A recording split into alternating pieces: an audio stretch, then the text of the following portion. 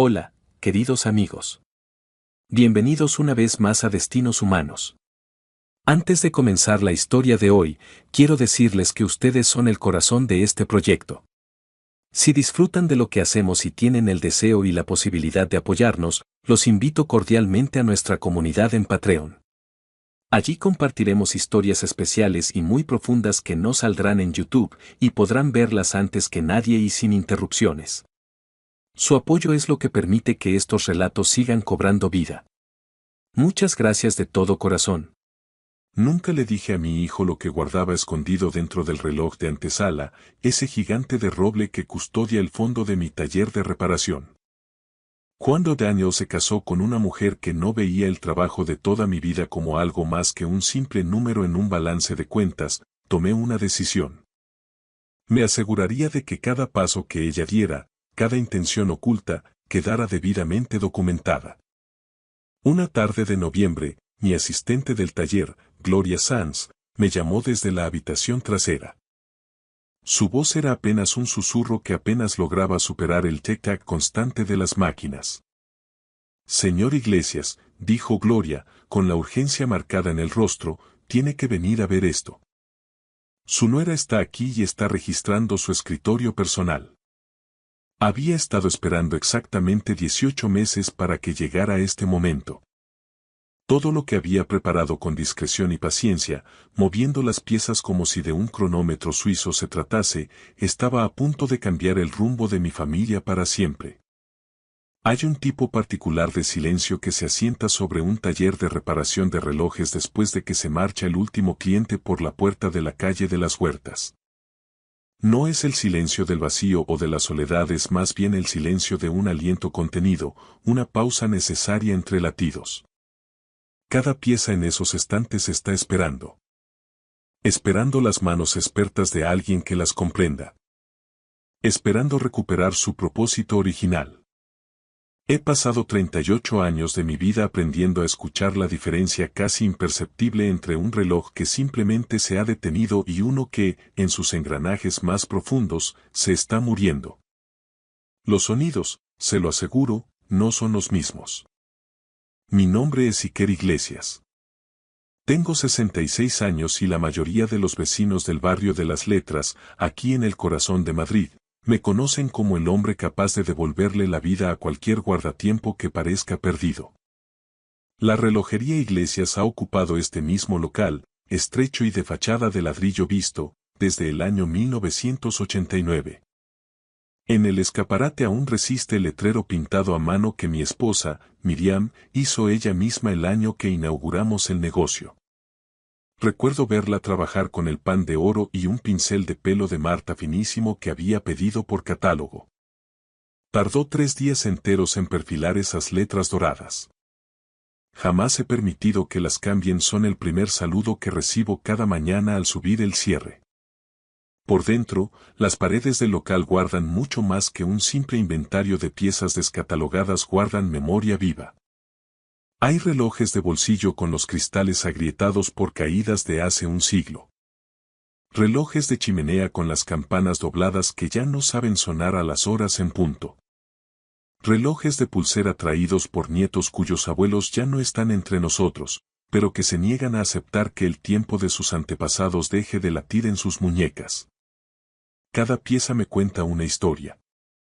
Cada engranaje gastado por el uso, cada corona pelada por los dedos de su dueño, cada muelle demasiado cansado para mantener la tensión de la cuerda. La gente cree que mi oficio es arreglar máquinas. Se equivocan. Lo que realmente hago es rebelarme contra la idea de que el tiempo se detenga para las cosas que de verdad importan.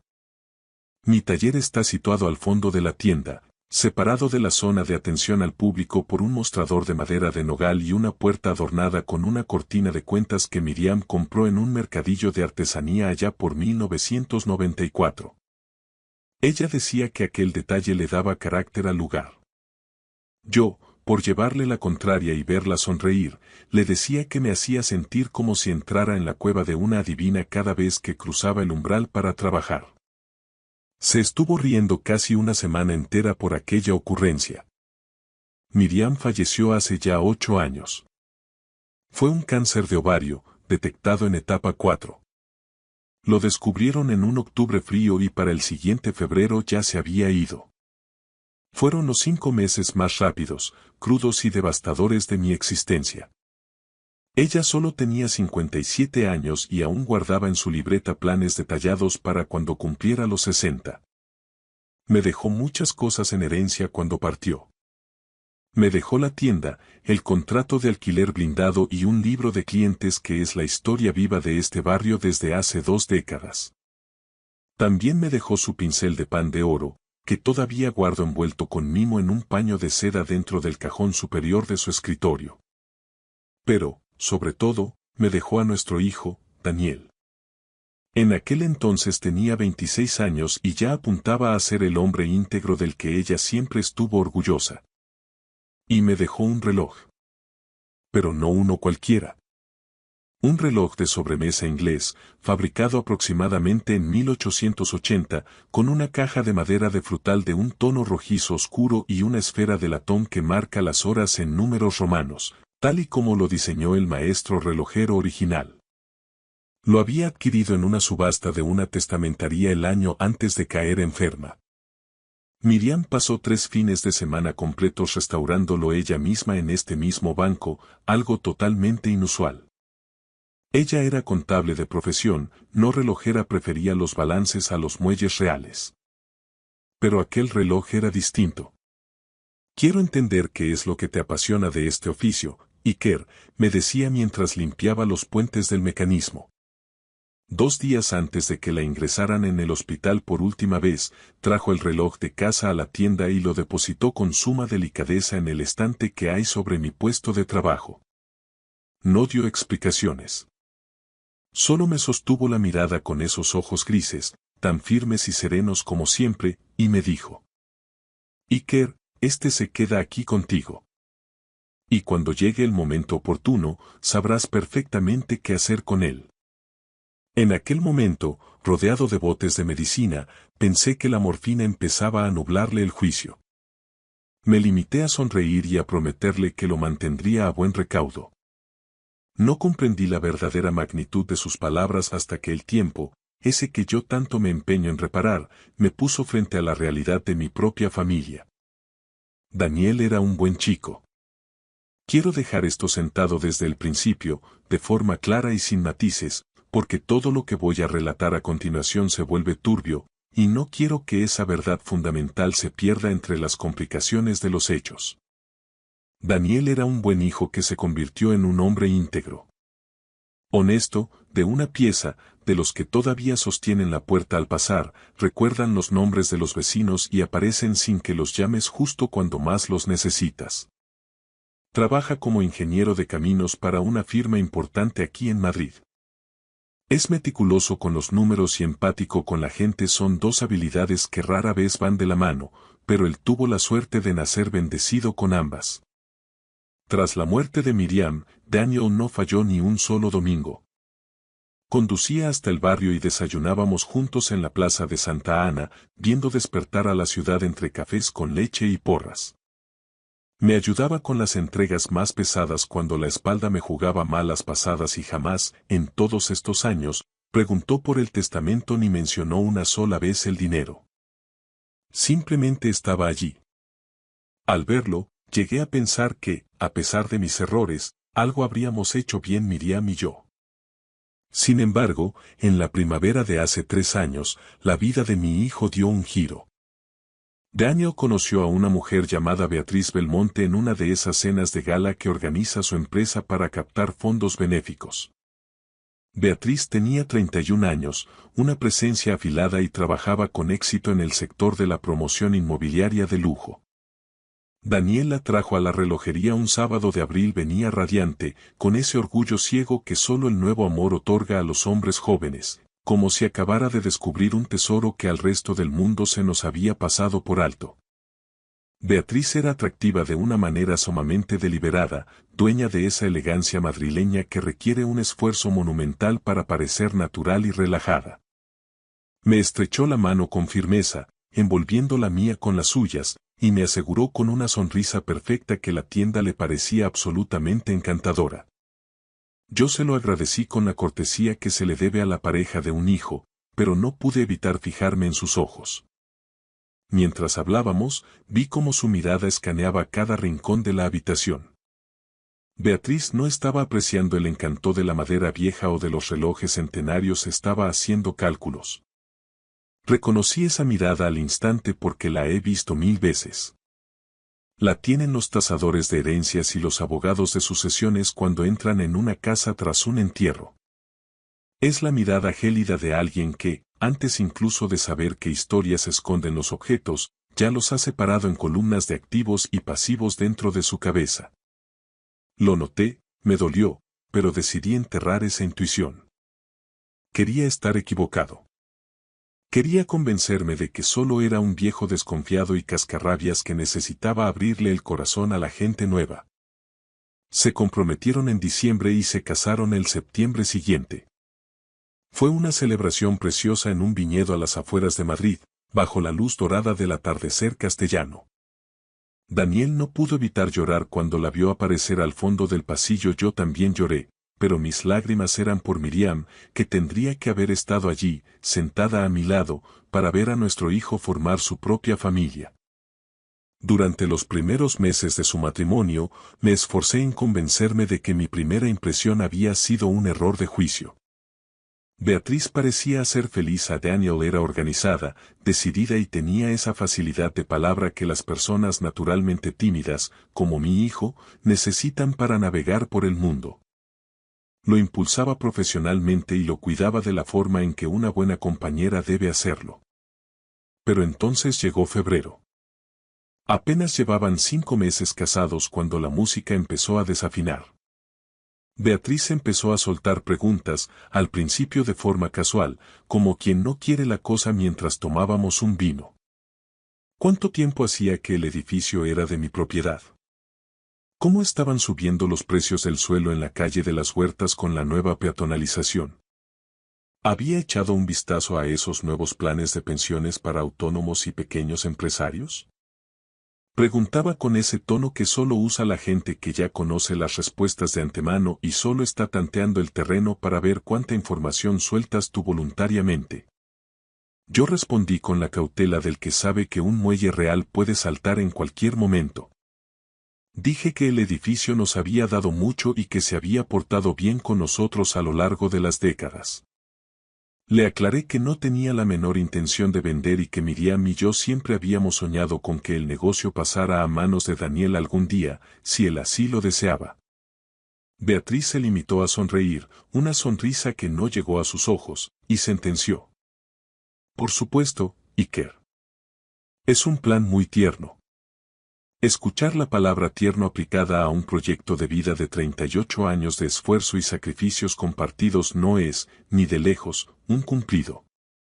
Fue entonces cuando supe que el reloj de mi nuera marcaba un tiempo muy distinto al mío. Para cuando llegó marzo, Daniel empezó a mostrar un semblante distinto durante nuestras mañanas de domingo.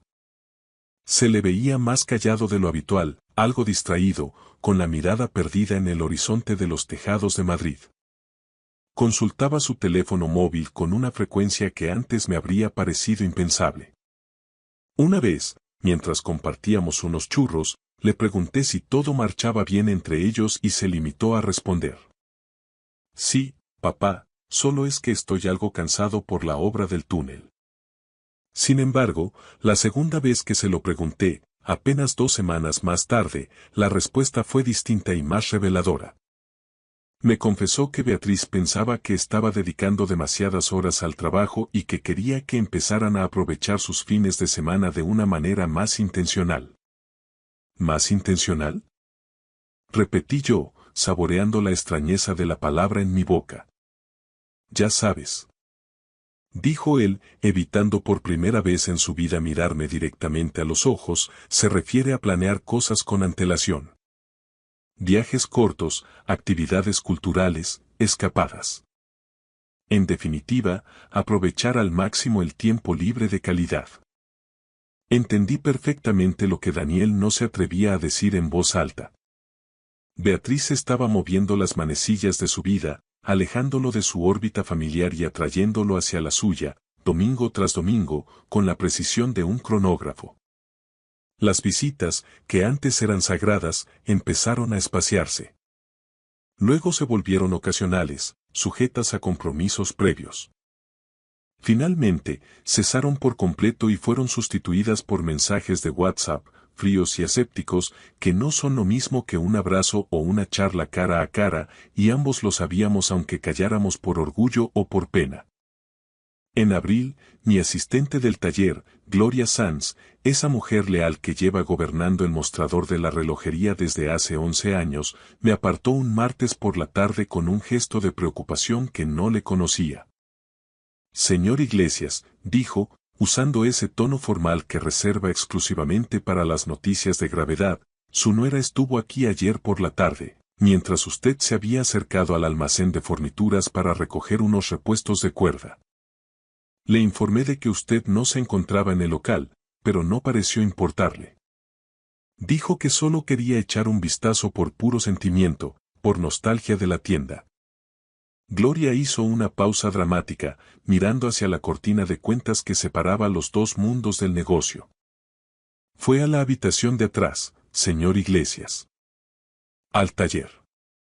¿Cuánto tiempo estuvo allí dentro, Gloria? Calculo que unos 12 minutos. Quizá algo más. Caminé hacia la parte trasera con el corazón latiéndome en las sienes.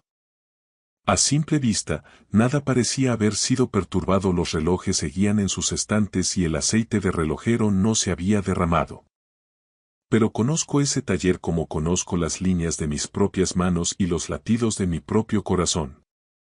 La caja de madera donde guardo las facturas antiguas estaba ligeramente descentrada respecto a la marca que siempre deja en el polvo del estante. El cajón del archivo metálico estaba medio centímetro más afuera de como yo lo dejo siempre al cerrar.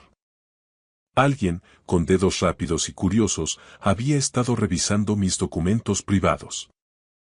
No le dije nada a Daniel. Todavía no era el momento, no tenía pruebas suficientes, solo sospechas de viejo. Lo que sí hice la semana siguiente fue llamar a un detective privado. Su nombre es Marcos Varga, un antiguo subinspector de la Policía Nacional que ahora trabajaba de forma independiente desde una discreta oficina en la calle de Serrano. Un cliente de toda la vida me lo había recomendado 2 años atrás durante una agria disputa por una pieza de relojería de una herencia complicada, y yo, por instinto, había guardado su tarjeta profesional al final de mi libro de contabilidad. Lo llamé un miércoles por la tarde y le pedí que nos reuniéramos en la tienda después del cierre, cuando la calle de las Huertas se llena de gente que busca cenar pero el taller se sumerge en la penumbra. Marcos es un hombre metódico, gris y extraordinariamente discreto, exactamente lo que uno busca en alguien que se dedica a este tipo de encargos. Se sentó frente a mi banco de trabajo, escuchó mi relato sin interrumpirme ni una sola vez y, cuando terminé, me lanzó exactamente 4 preguntas a quemarropa. ¿Cuál era la dirección catastral exacta de la propiedad del edificio? ¿Tenía mi hijo acceso legal e independiente a mis cuentas bancarias personales? ¿Había hecho Beatriz alguna petición directa o indirecta sobre un posible adelanto de la herencia o cambio en el testamento? ¿Y contaba yo con una representación legal sólida? Respondí con precisión. La dirección de la relojería Iglesias no, las cuentas estaban solo a mi nombre, todavía no de forma directa, pero los rodeos eran evidentes y sí, contaba con Roberto Acevedo, quien había sido mi abogado y amigo durante 19 años, encargándose de toda la planificación de la sucesión tras el fallecimiento de mi querida Miriam. Bien, sentenció Marcos Varga mientras guardaba su libreta. Empezaré la vigilancia y las averiguaciones pertinentes este mismo lunes.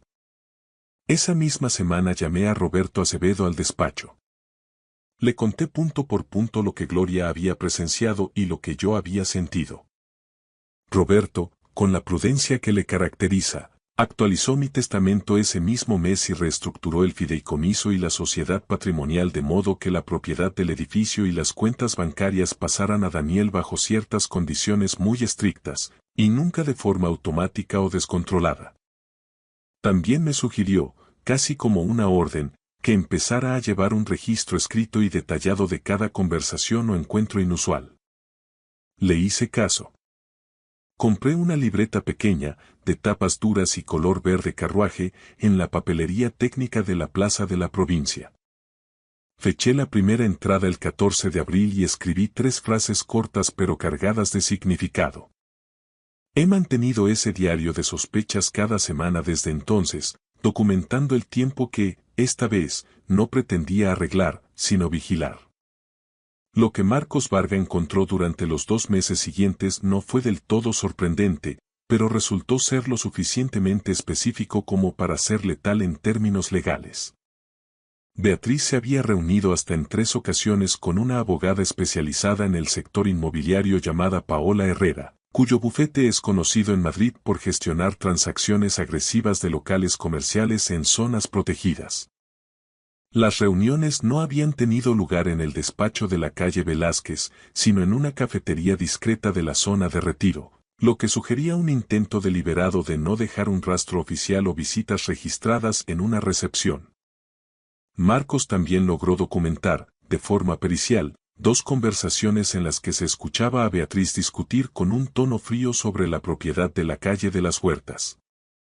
Hablaba de los plazos de ejecución de la herencia con una tercera persona cuya identidad aún no habíamos logrado filiar, pero que por su vocabulario parecía pertenecer a un fondo de inversión. En junio, el destino quiso que yo mismo fuera testigo de lo que ella entendía por plazos. Había conducido hasta el chalet de Daniel y Beatriz a las afueras sin avisar. No era mi costumbre, pero me habían invitado a una barbacoa familiar y, debido al poco tráfico de un domingo por la mañana en la M30, llegué 40 minutos antes de lo previsto. Daniel estaba en el jardín trasero preparando las brasas. Rodeé la casa por el pasillo lateral y, al pasar junto a la cocina, escuché la voz de Beatriz. La ventana estaba abierta de par en par debido al sofocante calor de junio. No tenía intención de espiar, pero sus palabras cruzaron el aire con la nitidez de una campana de cristal. No sé de cuánto tiempo más estamos hablando, Paola, decía Beatriz al teléfono. Escúchame bien. Tienes 66 años, toma medicación para la tensión y se pasa 10 horas al día trabajando solo en un taller que es básicamente un sótano húmedo. No estoy siendo morbosa, estoy siendo realista. En algún momento, esta propiedad dejará de ser un sentimiento para convertirse en una decisión de activos. Hubo una pausa. Sí, Daniel es consciente de que tenemos que asegurar nuestro futuro. Solo necesita un poco más de tiempo para asimilar que el negocio ya no es viable. Me quedé petrificado tras esa puerta durante unos 30 segundos que me parecieron una eternidad. Sentí un frío glacial a pesar de los 30 grados de Madrid. Regresé a mi coche en silencio, me senté al volante con las manos temblorosas y llamé de inmediato a Marcos Varga.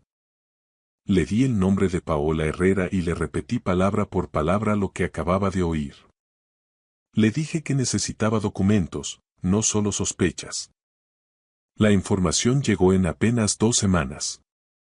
Paola Herrera ya había redactado un borrador de propuesta preliminar para la venta del edificio completo de la calle de las Huertas, condicionada a un cambio inminente de titularidad. Lo más sangrante era que la propuesta nombraba a Beatriz Belmonte de Iglesias como el contacto único para la transición. El nombre de mi hijo, el heredero legítimo, no aparecía por ninguna parte en aquel documento de preventa. Quiero detenerme aquí para confesarles algo que no le he contado a nadie, ni siquiera a Marcos o a mi abogado Roberto. La noche que leí esa propuesta de venta, me quedé sentado en el fondo de mi tienda durante 3 horas con las luces apagadas. No estaba solo destrozado, que lo estaba, sino que no dejaba de pensar en Miriam. En lo que ella sabía y en cuando empezó a sospecharlo. Pensé en ese reloj de sobremesa inglés que ella trajo de casa y puso sobre mi banco de trabajo sin darme una sola explicación lógica. Me levanté y lo observé en la penumbra, iluminado apenas por las farolas de la calle. Su caja de madera de frutal, la esfera de latón pulido y la impecable restauración que Miriam había hecho del mecanismo. Yo mismo lo había examinado años atrás por pura curiosidad profesional y lo volví a cerrar. No había vuelto a abrir la caja desde el día de su entierro. Pero esa noche, algo me impulsó a hacerlo. El mecanismo estaba limpio y aceitado, como era de esperar, pero al retirar el bloque del movimiento, noté algo extraño en la base. El fondo de la caja de madera tenía un doble fondo, una obra de artesanía sutil que Miriam debió de crear ella misma usando una fina chapa de nogal y dos pequeños clips de latón casi invisibles que cedían al presionarlos con una pinza de precisión. Dentro, doblada con esmero y protegida en una funda de plástico sellada, encontré una carta con la caligrafía inconfundible de Miriam. No voy a compartir cada palabra de lo que mi esposa escribió. Hay sentimientos que solo nos pertenecen a nosotros dos. Pero la parte que importa, la que cambió el tablero de juego, decía lo siguiente. Había detectado los primeros destellos de la ambición de Beatriz en la misma cena de compromiso, mucho antes de la boda. Miriam, siempre más perspicaz que yo, había hecho su propia investigación discreta. Había hablado con antiguas amistades, hecho preguntas en los círculos inmobiliarios y prestado atención a los detalles que a mí se me escapaban. No podía estar segura del todo, escribió, pero estaba lo suficientemente preocupada como para querer que yo estuviera preparado por si ella faltaba. En ese doble fondo, había dejado documentación sobre sus hallazgos. Números de cuenta, un nombre anterior de Beatriz y una transacción turbia de una propiedad de hacía 4 años en la que Beatriz se había visto envuelta, terminando en un litigio legal por el control de una herencia familiar ajena. Y entonces leí la frase que se me quedó grabada a fuego. Iker, tú tienes el don de arreglar las cosas que se han roto. Pero algunas cosas aún no están rotas, simplemente han tomado el camino equivocado. Vigila las señales. Protege lo que construimos juntos con tanto esfuerzo. Y cuando llegue el momento, sabrás exactamente qué hacer. Me quedé abrazado a esa carta durante mucho tiempo. Miriam nos había estado protegiendo desde el pasado. Había construido una herramienta de defensa dentro de un reloj que restauró con sus propias manos y lo puso sobre mi banco de trabajo 8 años antes de que yo supiera que la necesitaba. Había confiado en que mi instinto de relojero me llevaría a encontrarla en el momento justo. Saqué todos los papeles de aquel doble fondo y los añadí al dossier de evidencias que estaba montando con Marcos. Luego, doblé la carta con una reverencia, la devolví a su escondite secreto y cerré el reloj. El tic-tac parecía ahora más fuerte, más decidido. Ya no solo marcaba el tiempo, marcaba el inicio de mi respuesta. Los meses que siguieron a aquel descubrimiento fueron un estudio exhaustivo de una paciencia que yo mismo no sabía que poseía. Marcos Varga continuó con su labor de hormiga desde las sombras de la calle Serrano. Roberto Acevedo, por su parte, perfeccionó las protecciones legales, blindando cada rendija por la que pudiera filtrarse la ambición ajena. Yo, mientras tanto, observaba a Beatriz de la misma manera que observo un reloj con una falla intermitente. Con la certeza absoluta de que el problema late ahí dentro, esperando el momento exacto en que aflore con la suficiente nitidez como para intervenir el mecanismo. Lo que fui notando con el paso de las semanas fue la maestría con la que Beatriz estaba trabajando la voluntad de mi hijo. No le había ordenado directamente que se distanciara de mí, era demasiado astuta para cometer un error tan burdo. En su lugar, había ido sembrando ideas ponzoñosas con la delicadeza de quien planta flores.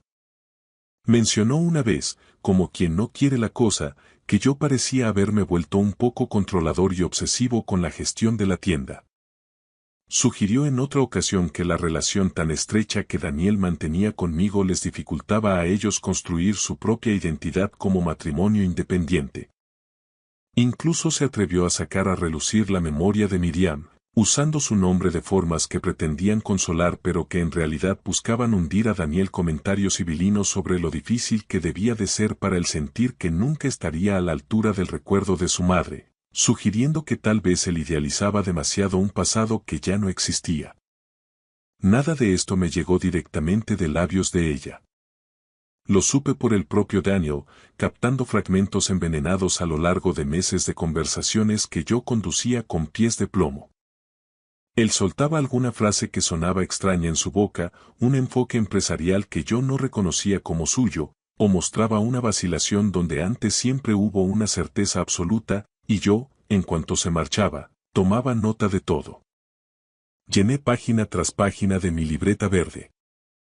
No lo hacía para construir un caso de odio contra mi propio hijo, sino para dejar constancia de cómo alguien lo estaba reescribiendo lentamente, borrando su esencia para sustituirla por otra más maleable. En septiembre, cuando ya sumaban 14 meses de matrimonio, Daniel me llamó un martes por la noche. Su voz sonaba plana, desprovista de matices, de una manera que me indicó de inmediato que había estado ensayando el discurso frente al espejo o bajo la supervisión de Beatriz. Papá, creo que deberíamos sentarnos a hablar en serio sobre la tienda, dijo. Le pedí que viniera a la mañana siguiente. Se sentó frente a mí en el banco de trabajo, ocupando el mismo lugar donde se había sentado desde que era un adolescente para verme trabajar. Apoyó los codos en el borde de la madera y entrelazó las manos, pero no me sostuvo la mirada. Parecía agotado. Había perdido peso y las ojeras le marcaban un cansancio que no era solo físico. Beatriz piensa que podría ser el momento de empezar a considerar tu jubilación, papá, soltó al fin. Dice que ya no eres un chaval y que el mantenimiento de un local así es una carga excesiva para una sola persona. Y con lo que se han disparado los valores inmobiliarios aquí en las huertas. Daniel, lo interrumpí con firmeza, para ahora mismo. No repitas lo que ella te ha dicho que digas. Habla conmigo, con tu padre. Se quedó callado un largo rato, mirando fijamente un muelle real que yo tenía sobre la mesa. Luego tensó la mandíbula con un gesto de amargura. Ella dice que la tienda es un activo patrimonial que estamos desaprovechando por puro sentimentalismo. Esta tienda es el legado de tu madre, Daniel. El trabajo de nuestras vidas. Lo sé, papá. Créeme que lo sé. ¿De verdad lo sabes? Porque tus palabras dicen otra cosa. Me miró entonces y, por un instante fugaz, pude ver de nuevo a mi hijo, al Daniel de siempre, asomándose tras el muro que Beatriz había estado levantando durante el último año. Se le veía incierto, profundamente avergonzado, buscando un asidero que no lograba encontrar. Papá, yo no quiero perder la tienda, confesó en un susurro apenas audible. Es solo que... Ella hace que todo suene tan razonable, tan lógico desde el punto de vista financiero, que acabo por no saber qué es lo que realmente pienso yo. Me incliné hacia adelante, invadiendo su espacio personal para que me escuchara bien. Entonces te voy a pedir algo, y necesito que me escuches sin volver a casa y discutirlo con ella esta noche. ¿Eres capaz de hacer eso por mí? Él asintió con un leve movimiento de cabeza. Están ocurriendo cosas alrededor de este edificio y de este negocio que tú desconoces por completo. No estoy preparado para revelártelo todo todavía porque me faltan un par de piezas para completar el mecanismo. Pero necesito que confíes en mí de la misma manera que siempre confió tu madre. ¿Puedes darme ese voto de confianza? Daniel me sostuvo la mirada durante lo que pareció una eternidad. ¿Beatriz está involucrada en algo de eso? Preguntó con temor. Dame 3 semanas más. Solo 21 días. No le gustó la respuesta, pero terminó aceptando. Esas 3 semanas fueron el periodo en el que todo el engranaje encajó definitivamente. Marcos Varga obtuvo la documentación definitiva que nos faltaba. Una grabación de una llamada entre Beatriz y Paola Herrera en la que se discutía la relojería Iglesias como un activo listo para liquidación, supeditado únicamente a lo que Beatriz describía cínicamente como el momento de la transferencia forzosa. En esa misma conversación, Beatriz mencionó que mi medicación para la hipertensión había sido objeto de consulta con un contacto que ella tenía en la oficina de la Mutua de Seguros, y que estaba vigilando de cerca la evolución del cuadro clínico. Estaba rastreando mi historial médico a través de mis seguros, violando toda privacidad. Tenía a alguien infiltrado en la oficina, una mujer a la que conocía de una operación inmobiliaria previa, que le facilitaba ilegalmente información confidencial que no tenía derecho a conocer. Tanto Roberto como Marcos fueron tajantes. Aquello era constitutivo de delito y debíamos denunciar de inmediato. Pero yo les dije. Todavía no. Falta un último detalle. La pieza final la puso Gloria. Un jueves por la tarde, mientras yo me encontraba fuera realizando una tasación de un reloj de pared en casa de un cliente, Beatriz entró en la tienda. Le dijo a Gloria que venía a recoger unos documentos para Daniel. Gloria, siguiendo mis instrucciones, le respondió que tendría que esperar en la zona de atención al público. Beatriz aceptó, pero al poco rato pidió usar el servicio, que está ubicado al fondo, tras el taller. Gloria la dejó pasar. Beatriz no salió de allí hasta pasados 14 minutos. Lo que ella no sabía era que yo había instalado una microcámara sobre el banco de trabajo apenas una semana antes. Vi la grabación esa misma noche, con el estómago revuelto. Beatriz había ido directa a mi archivador personal. Había abierto el segundo cajón, localizado el expediente de mis seguros y fotografiado 3 páginas con su teléfono. Luego, se había quedado de pie ante mi banco de trabajo, observando el reloj de sobremesa inglés durante casi 30 segundos. Lo levantó, le dio la vuelta buscando alguna marca, y lo volvió a dejar en su sitio con un gesto de desdén. No encontró el doble fondo. No encontró el secreto de Miriam. Ese fue el preciso instante en que llamé a Roberto Acevedo y pronuncié las palabras que llevaban meses madurando en mi garganta. Ha llegado la hora. Activa el protocolo. Llamé a Daniel un viernes por la mañana. Le dije con firmeza que quería organizar una cena, nosotros 3, en una de las terrazas cubiertas cerca de la Plaza de Santa Ana, un lugar con soledad al que habíamos acudido en familia para celebrar ocasiones importantes. Reservé una mesa privada, al fondo. Le adelanté que tenía algo crucial que compartir sobre el futuro de la relojería Iglesias y sobre mi propio testamento. Me devolvió la llamada apenas una hora después. Beatriz, siempre alerta, había preguntado cuál era el motivo exacto de la convocatoria. Cuando él le mencionó que yo quería tratar temas de planificación sucesoria, ella respondió que le parecía una idea maravillosa y que estaba deseando que llegara el momento de poner orden en los asuntos familiares. Le confirmé que la cena sería en 6 días. Daniel añadió que Beatriz parecía entusiasmada con la invitación. Yo solo le pedí una cosa. Hijo, confía en mí. La mañana de la cena me reuní con Roberto Acevedo en su despacho de la calle Almagro. Revisamos meticulosamente todo el arsenal que habíamos preparado. El testamento actualizado ante notario, las cláusulas de la sociedad patrimonial, la documentación de las reuniones secretas de Beatriz con Paola Herrera, las grabaciones peritadas y el informe final de Marcos Varga. Roberto, además, se había coordinado con un colega de profesión que aceptó estar presente en el restaurante, sentado discretamente en la barra, para actuar como testigo legal si la situación se desbordaba. Antes de salir del despacho, le hice a Roberto una última pregunta. ¿Está todo en orden, Roberto?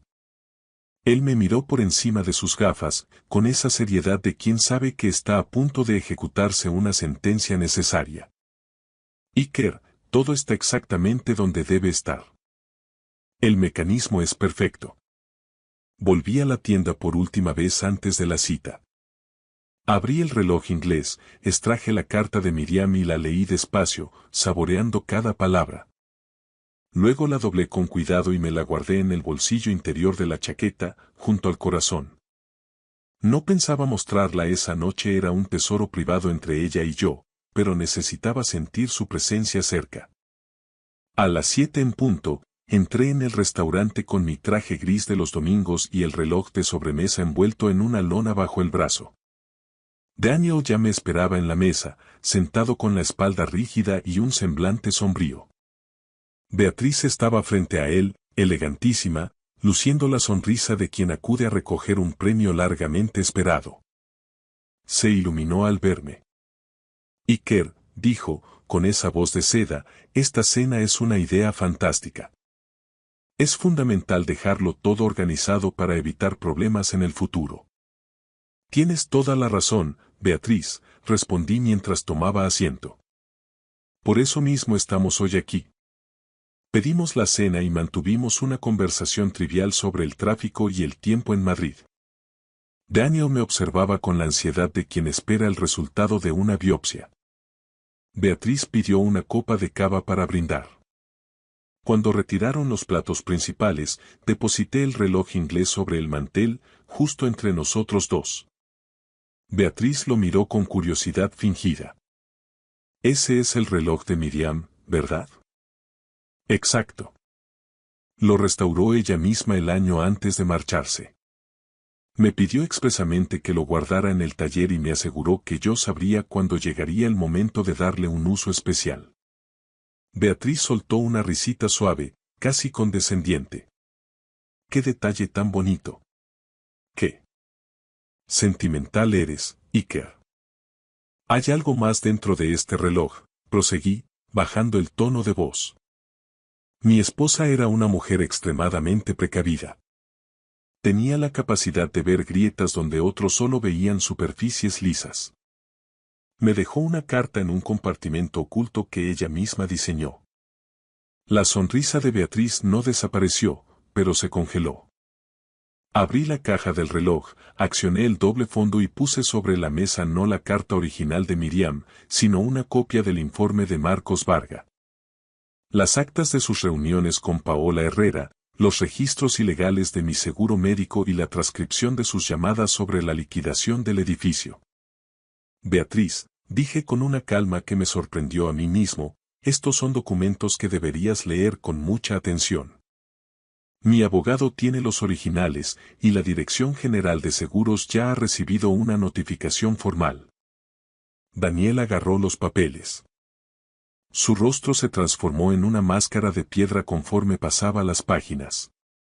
Te has estado reuniendo a mis espaldas para organizar la venta de mi vida, continué.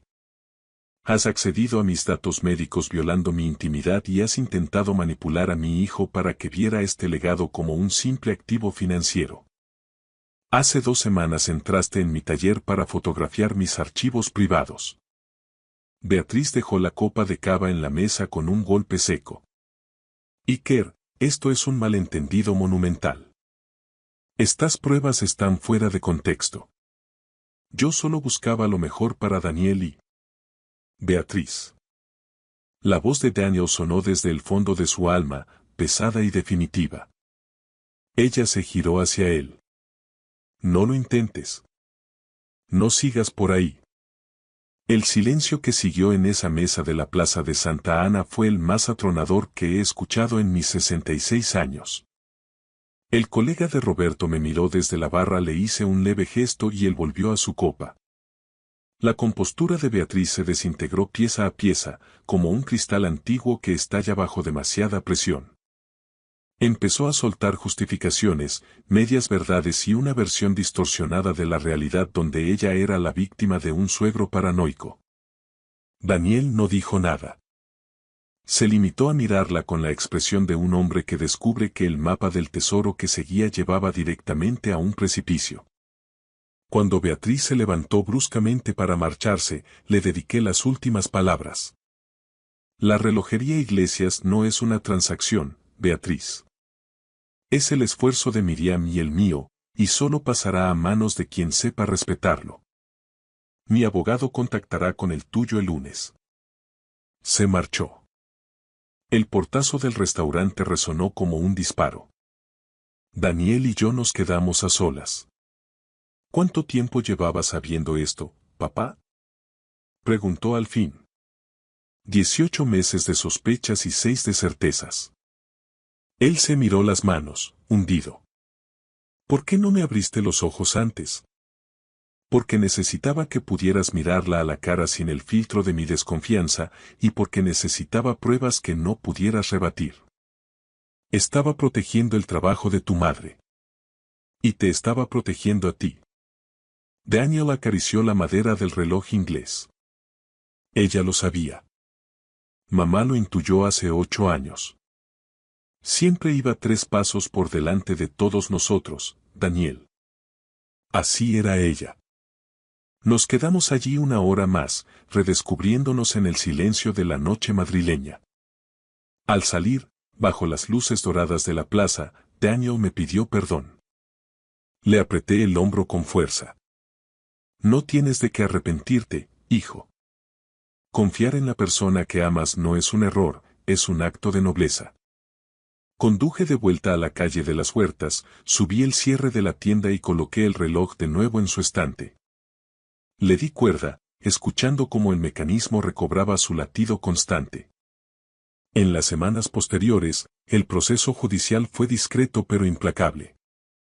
El contacto de Beatriz en la aseguradora fue despedido y el bufete de Paola Herrera se retiró de cualquier operación relacionada conmigo para evitar un escándalo mayor. Daniel solicitó el divorcio en noviembre. Fue un proceso rápido. Beatriz comprendió que no tenía ninguna posición de fuerza para litigar.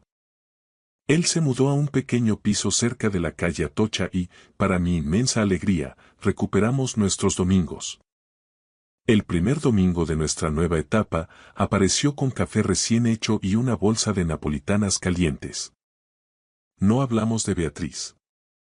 Hablamos de un viejo reloj de cuco de la selva negra que me traía de cabeza. Hablamos de la vida y de cómo el tiempo pone a cada uno en su lugar.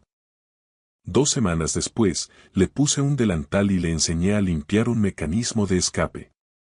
Daniel es ingeniero, es demasiado rápido, quiere soluciones inmediatas, pero ese día, por primera vez, dejó el móvil a un lado y aprendió a ser paciente con las piezas pequeñas. Al final del día, miró el engranaje limpio y susurró. Mamá era una maestra en esto, ¿verdad?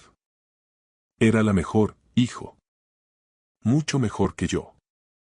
Quiero que entiendas que no documenté todo este proceso por rencor, sino por respeto.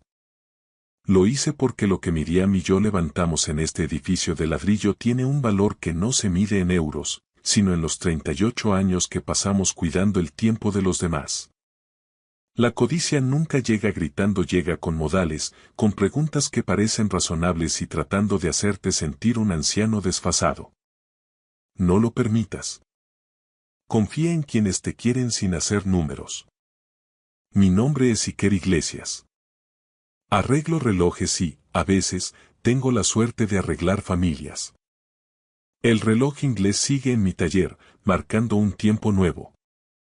Le doy cuerda cada domingo antes de que llegue Daniel, y me quedo escuchando su tic-tac, constante y seguro, celebrando cada hora que la vida nos ha devuelto. Algunos mecanismos, cuando se cuidan con verdad, pueden durar para siempre. Estaba a punto de transferir mi empresa a mi hijo. Mi nuera me sonrió con esa dulzura ensayada que ahora sé que era veneno puro y me tendió una taza de café caliente. Mi nombre es Vicente Calderón, y a mis 67 años, apenas un par de años más joven de lo que marca mi documento de identidad, pensaba que ya lo había visto todo en el mundo de los negocios en Madrid. Me equivocaba. La traición más amarga no me esperaba en un consejo de administración, sino en mi propia casa de La Moraleja, disfrazada de reunión familiar un martes por la mañana. Había levantado Calderón Promociones S.A. Desde la nada, convirtiéndola en un imperio inmobiliario valorado en 20 millones de euros. Aquel chalet de piedra en las afueras de la capital había sido mi refugio y el de Leonor durante 30 años. Ella se había ido hace ya una década, pero algunas mañanas todavía esperaba encontrarla en la cocina, discutiendo sobre el precio del aceite o el tiempo en la sierra. Marcos, nuestro único hijo, llevaba 5 años trabajando en la empresa. No era un lince para los negocios, pero era de mi sangre, y en España eso siempre ha pesado más que un máster en el IE. Aquella mañana, Carmen, nuestra asistenta desde hacía 20 años, ya había preparado el café. Carmen era silenciosa y eficiente, pero ese día algo no encajaba. Sus manos temblaban mientras colocaba el servicio de porcelana y sus ojos no paraban de mirar hacia la ventana, buscando algo que no estaba allí. ¿Todo bien, Carmen? Le pregunté. Sí, don Vicente, respondió ella. Su voz sonaba demasiado tensa, demasiado controlada. Marcos me había llamado la noche anterior. Papá, tenemos que hablar del plan de sucesión. Ya es hora. Tenía 40 años y estaba casado con Lucía, una mujer con un pasado oscuro en la industria farmacéutica que se había unido a nosotros como directora de marketing hacía 2 años. Llegaron a las 10 en punto. Marcos vestía un traje de sastre impecable. Lucía traía una caja de pasteles de la Mallorquina y un termo con 3 tazas de café. Buenos días, papá, dijo Marcos, dándome un beso en la mejilla.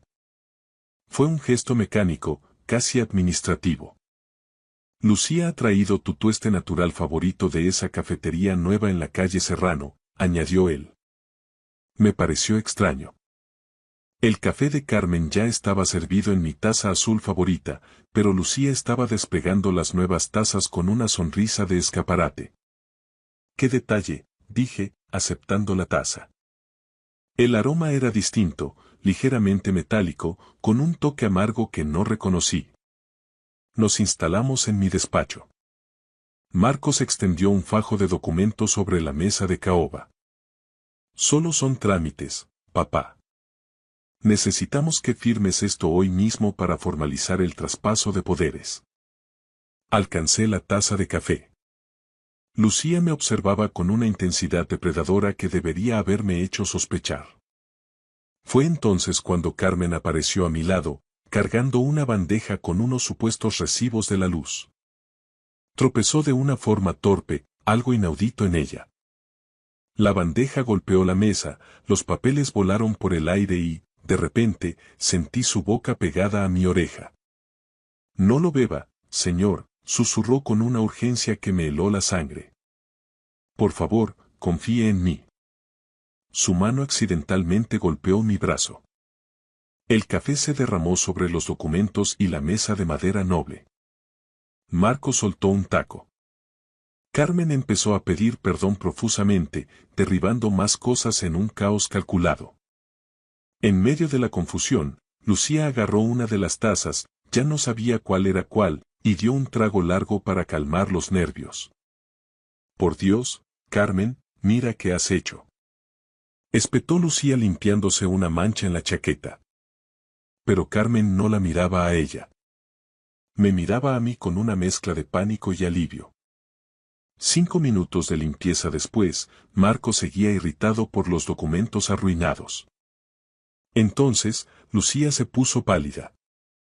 Sucedió muy rápido. Un momento estaba quejándose de la tintorería y al siguiente se tambaleaba en la silla. Me siento rara, cariño, murmuró. Marco se acercó a ella. ¿Qué pasa? ¿Te has mareado? Todo me da vueltas. Intentó levantarse, pero sus piernas cedieron. Se desplomó en la alfombra y entonces lo vi. El temblor en sus manos, el sudor frío en su frente y sus pupilas reducidas a la mínima expresión, como cabezas de alfiler. Llamad al 112. Grité. Marcos ya tenía el móvil en la mano, pero su voz sonaba extrañamente ensayada mientras hablaba con emergencias. Sí, mi mujer. Se ha desmayado. El cuerpo de Lucía se puso rígido, arqueándose en una convulsión violenta mientras la taza que sostenía se hacía añicos contra el suelo. Carmen se movió rápido, poniéndola de lado para que no se asfixiara.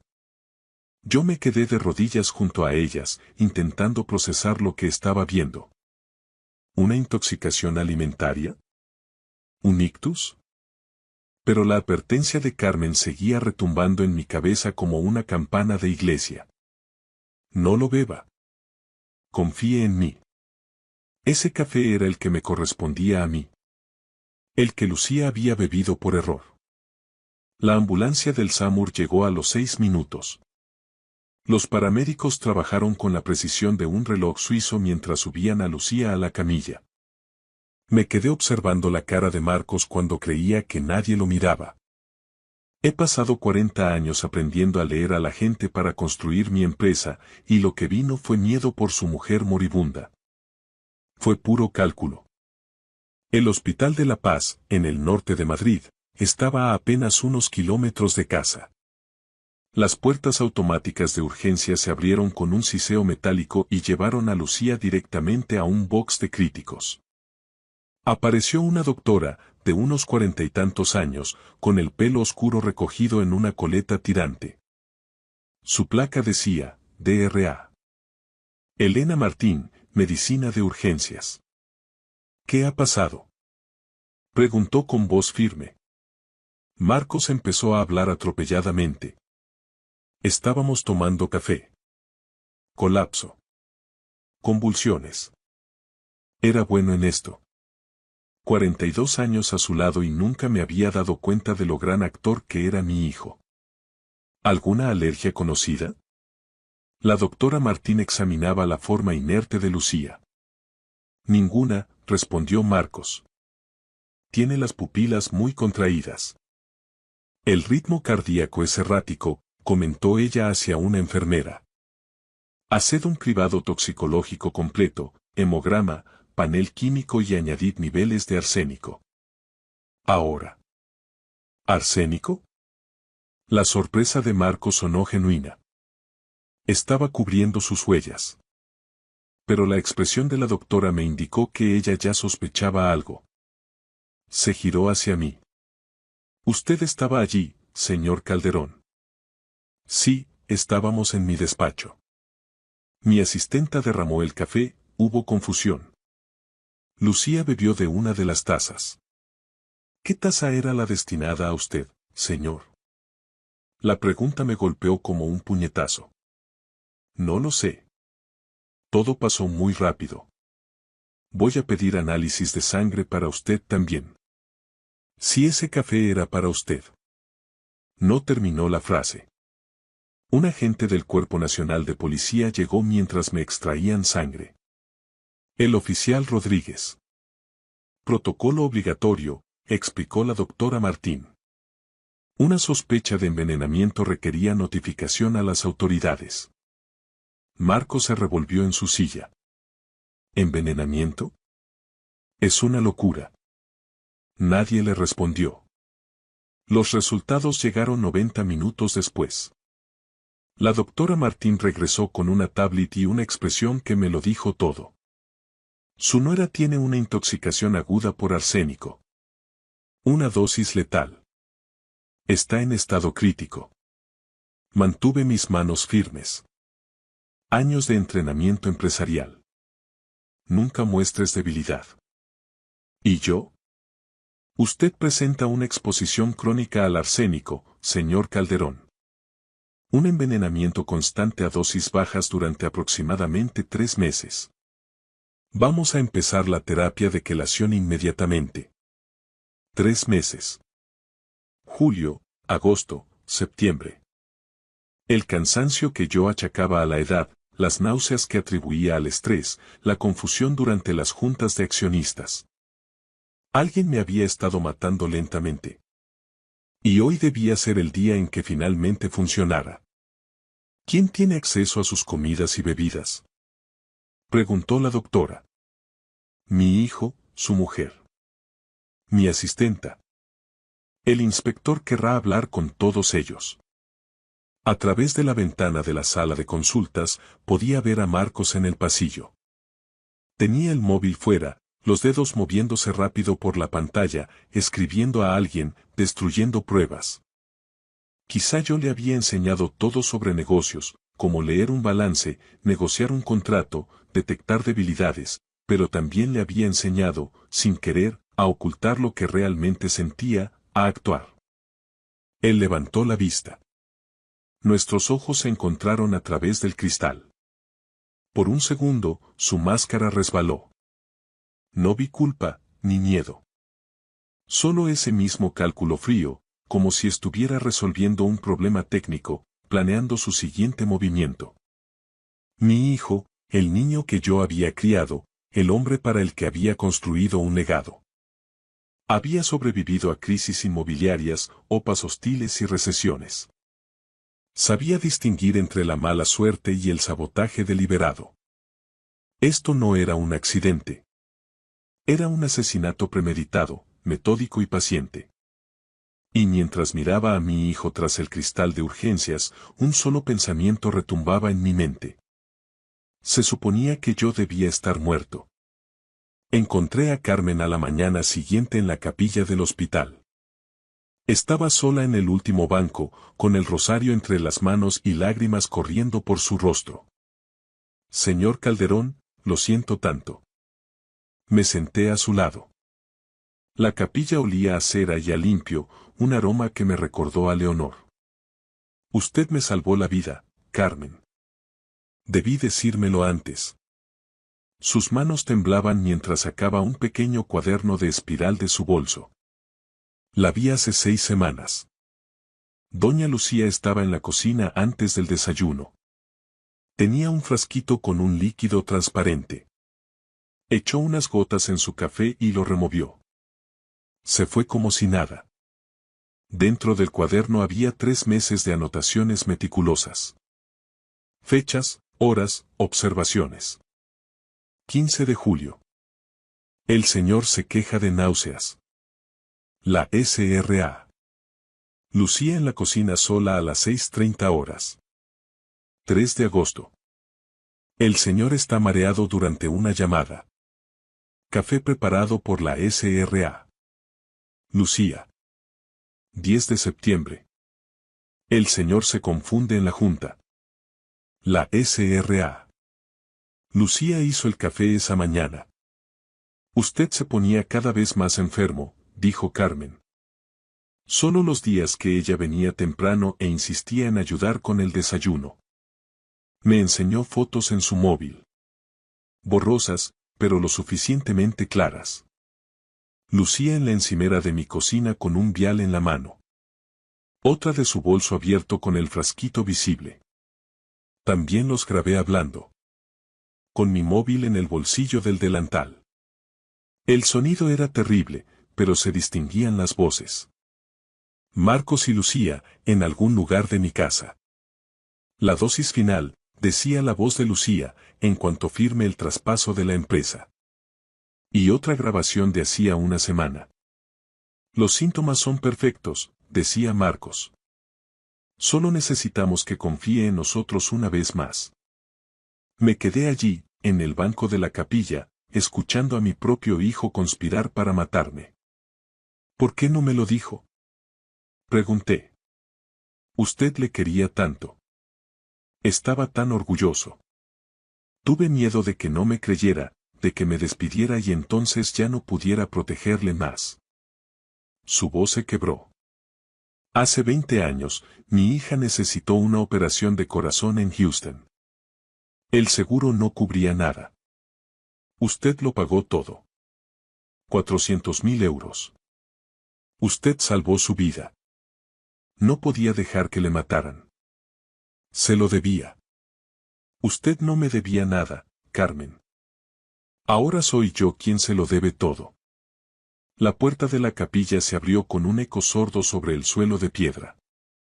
Entró una mujer de unos 50 años, con un traje de chaqueta práctico y una placa en el cinturón. Vicente Calderón. Soy la inspectora Clara Bradford, de la Jefatura Superior de Policía de Madrid. La doctora Martín me dijo que podría encontrarlo aquí. Nos trasladamos a una sala de consultas privada. Bradford lo grabó todo mientras Carmen le entregaba el cuaderno, le enseñaba las fotos y reproducía los audios. Sus manos no dejaron de temblar en ningún momento. Señora Palmer, dijo la inspectora, usando el apellido de casada de Carmen, ¿por qué no denunció esto antes? Tuve miedo. Don Marcos me amenazó con despedirme 2 veces el mes pasado, decía que era una metomentodo. Pensé que si los acusaba sin pruebas. Pero reunió las pruebas, concluyó Bradford. Tenía que hacerlo. La inspectora estudió el cuaderno y escuchó las grabaciones 3 veces antes de mirarme. Señor Calderón, Basándonos en esto, su hijo podría estar implicado en una conspiración para cometer asesinato. Vamos a necesitar órdenes de registro para su casa, la residencia de su hijo y su despacho. Hizo una pausa. ¿Hay algo más que no nos haya contado? Pensé en las cámaras. Aquellas que había instalado 3 semanas atrás, cuando mi instinto de viejo tiburón de los negocios me gritó que algo olía a podrido. Las cámaras que lo habían captado todo. Todavía no, dije. Bradford entornó los ojos, sabía que me guardaba algo, pero no presionó. Esa misma tarde, tomé una decisión. Volvimos a reunirnos y esta vez no me callé nada. Instalé cámaras de seguridad ocultas hace 3 semanas, confesé. La pluma de la inspectora se detuvo en mitad de una nota. ¿Usted qué? Vigilancia profesional, video y audio, en mi despacho y en el salón. ¿Por qué no lo mencionó ayer? Necesitaba estar seguro de que podía confiar en usted. Acabo de hablar con mi abogado y ya sé dónde estoy legalmente. Se lo cuento ahora. ¿Por qué puso las cámaras?, preguntó ella. Marcos insistió demasiado en esta reunión, llamó 3 veces en una semana. Y la preocupación de Lucía por mi salud sonaba a guión de telenovela barata. Llevo 40 años calando a la gente, inspectora. Mi instinto me decía que algo iba mal, pero quería pruebas de que solo era un viejo paranoico. ¿Y lo era?, preguntó Bradford. No. 2 horas más tarde, revisamos las grabaciones en un portátil. Fecha: 2 semanas antes del incidente. Mi despacho. Marcos y Lucía estaban solos. Lucía sostenía un vial. Esta es la dosis final, decía ella en la pantalla.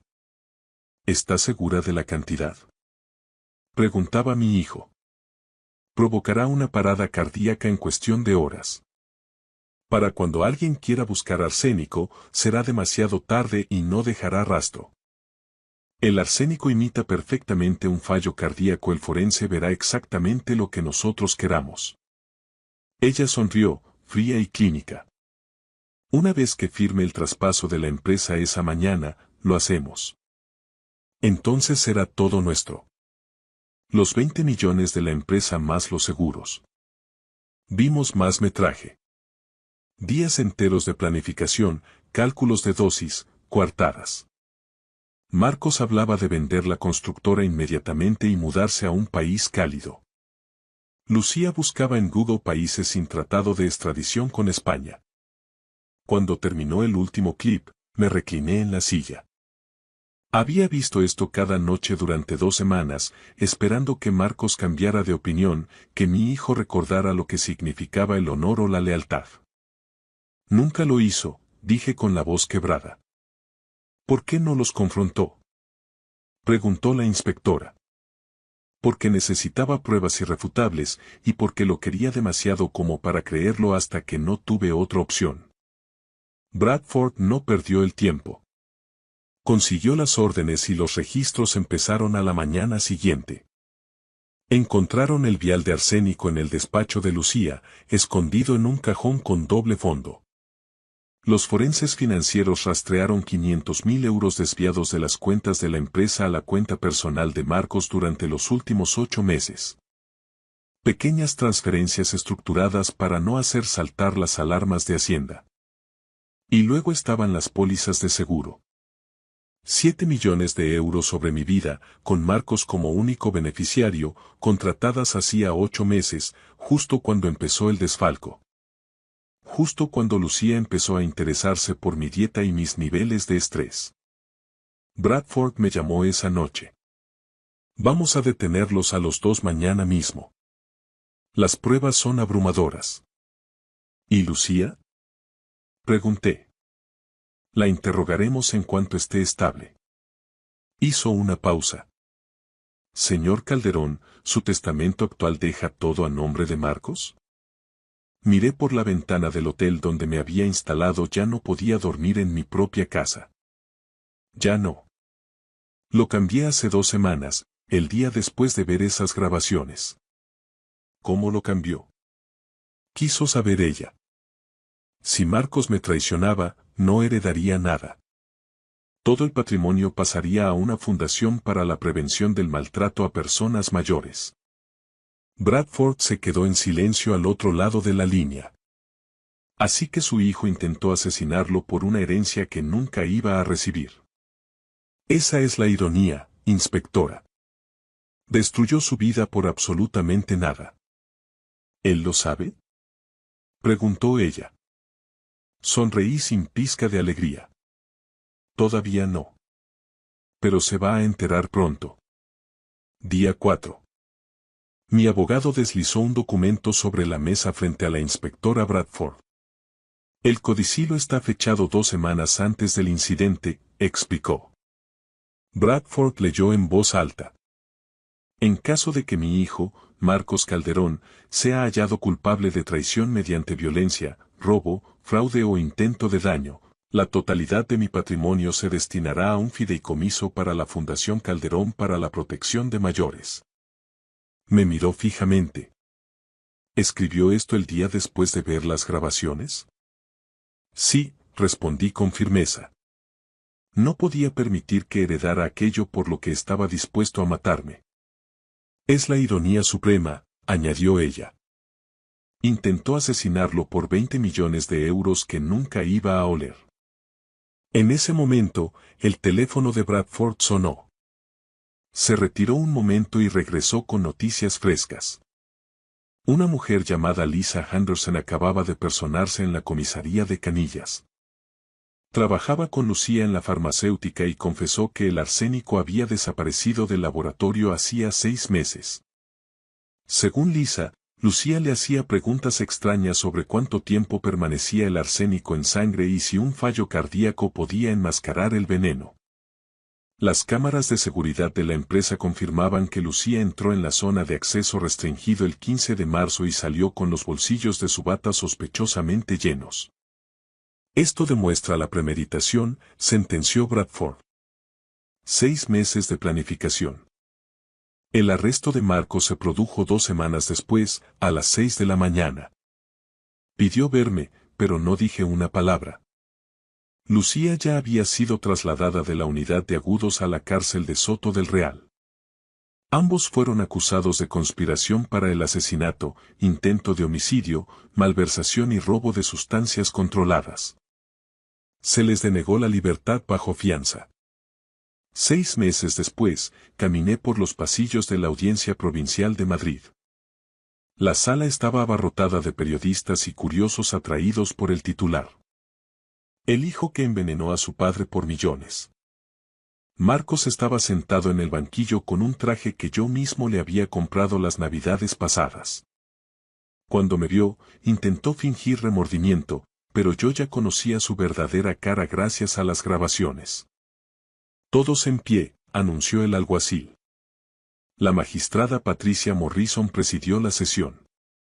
La fiscal, una mujer implacable llamada Raquel Thornton, empezó a desgranar los cargos.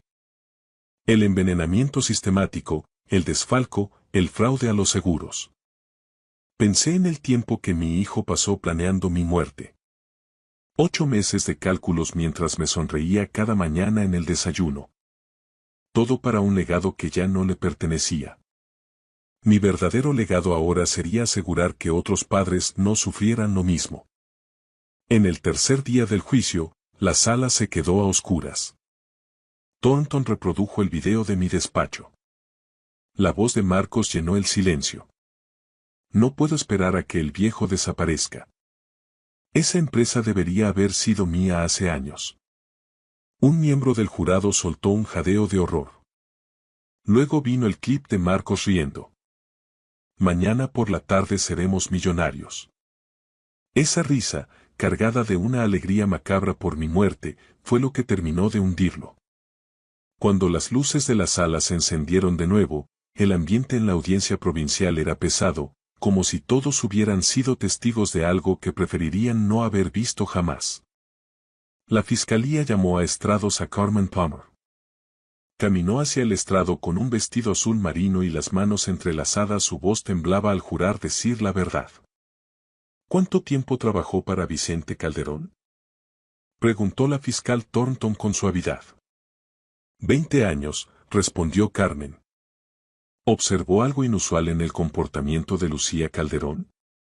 Carmen describió aquella mañana, 6 semanas antes del incidente, cuando vio a Lucía con el vial en la cocina y cómo mi salud empezó a deteriorarse. ¿Por qué no se lo dijo al SR Calderón de inmediato? Insistió la fiscal. Porque él quería tanto a su hijo. Tenía miedo de que no me creyera, de que Marcos me despidiera y yo ya no pudiera protegerle más. Así que reuní pruebas. Fotos, grabaciones, lo anoté todo. Tenía que salvarlo. Lágrimas rodaron por sus mejillas mientras recordaba cómo yo había salvado la vida de su hija 20 años atrás pagando su operación. La sala estalló en un aplauso espontáneo que la magistrada Morrison tuvo que aplacar. Marcos levantó la vista y miró a Carmen con un odio visceral. Después testificó Lisa Henderson sobre el robo del arsénico y los peritos financieros confirmaron el desvío de los 500.000 euros y la póliza de 7 millones. Cada pieza encajaba en un plan sistemático de 8 años de desfalco y meses de envenenamiento. Cuando llegó mi turno, caminé hacia el estrado sintiendo cada uno de mis 67 años. Mi nombre es Vicente Calderón y Marcos es mi único hijo. Mi voz se mantuvo firme por el entrenamiento empresarial, pero mis manos no dejaban de temblar. Lo crié para valorar el honor y la lealtad familiar, dije, mirando a Marcos, que mantenía la vista fija en la mesa. El veneno no fue lo peor. Lo peor fue verle sonreírme cada día mientras planeaba mi asesinato. Desayunar con él, discutir de negocios, creer que construíamos algo juntos cuando él me estaba matando lenta y deliberadamente. Instalé esas cámaras esperando estar equivocado, rezando para que mi hijo eligiera el amor sobre el dinero. Tragué saliva con dificultad y miré a mi hijo directamente a los ojos. Él eligió el dinero cada vez. Marcos, no solo intentaste matar mi cuerpo, mataste al padre que te amaba. Ese hombre murió en el momento en que vi esas grabaciones y nunca va a volver. El jurado deliberó durante 6 horas. Cuando regresaron, sus rostros lo decían todo. Culpables de conspiración para el asesinato en primer grado, culpables de intento de homicidio, culpables de malversación. La sentencia de la jueza Morrison fue final. Cadena perpetua sin posibilidad de libertad condicional. Mientras le ponían las esposas y lo sacaban de la sala, Marcos me miró una última vez. Busqué remordimiento o dolor, pero solo vi rabia. No era culpa por lo que había hecho, sino furia porque su plan había fallado. Mi hijo se había ido mucho antes de que Carmen derramara aquella taza de café. Ha pasado 1 año desde que se dictó la sentencia en la audiencia provincial. Hoy, el aire de Madrid se siente distinto, más puro. Ya no vivo en el chalet de La Moraleja, aquel lugar guardaba demasiados fantasmas y el eco de una traición que casi me cuesta la vida. Ahora vivo en un ático cerca del Retiro, donde el ruido de la ciudad me recuerda que sigo vivo y que cada segundo es un regalo. Mi empresa, Calderón Promociones S.A., ya no es el centro de mi existencia. He delegado la gestión en un consejo de administración profesional, pero he dedicado la mayor parte de mi fortuna y mi tiempo a la Fundación Calderón. En estos 12 meses, hemos ayudado a más de 300 personas mayores en España que sufrían abusos financieros o maltratos por parte de sus propios familiares. Lo que empezó como una tragedia personal se ha convertido en un escudo para los más vulnerables. Carmen sigue a mi lado, aunque ya no como empleada. Es la directora honoraria de la Fundación. Hace poco, su labor fue reconocida a nivel nacional, incluso salió en los informativos como un ejemplo de integridad y valentía. Sin ella, yo sería hoy una entrada en el registro civil y una esquela en el periódico. Ella no solo salvó mi vida, sino que me devolvió la fe en la lealtad, esa que no se hereda por la sangre, sino que se construye con los años y los actos. Marcos me escribe cartas desde Soto del Real. Me llegan sobres con el sello de la institución penitenciaria cada mes. No he abierto ni uno solo. No hay nada que él pueda decir en papel que borre lo que vi en aquellas grabaciones. Algunos me llaman rencoroso, pero yo lo llamo supervivencia. He aprendido que la familia no es un derecho de nacimiento, sino un privilegio que se gana día a día. A mis 67 años, me doy cuenta de que pasé gran parte de mi vida creyendo que el éxito eran los números en una cuenta corriente o los metros cuadrados de un edificio. Estaba equivocado. El éxito es despertarse por la mañana y saber que las personas que te rodean no están contando los minutos para que dejes de respirar. Esta es mi historia, la historia de un hombre que tuvo que estar a punto de morir para aprender a vivir de verdad. Si comparto esto, no es por morbo, sino como una advertencia. No ignores las señales. No permitas que el amor ciego te impida ver la codicia. Y, sobre todo, recuerda que la verdadera lealtad vale más que cualquier imperio inmobiliario. A veces, cuando tomo mi café por la mañana, siempre preparado por mí mismo o en un lugar de confianza, miro el horizonte de Madrid y doy gracias. Gracias a Dios, a la justicia y, sobre todo, a Carmen. La vida me dio una segunda oportunidad y pienso aprovecharla ayudando a quienes, como yo, alguna vez estuvieron ciegos ante el veneno en su propia casa. Gracias por escuchar mi historia hasta el final. Si resonó contigo, dale like, escribe en los comentarios qué fue lo que más te tocó y no olvides decir de dónde eres. Suscríbete al canal, vienen muchas más historias.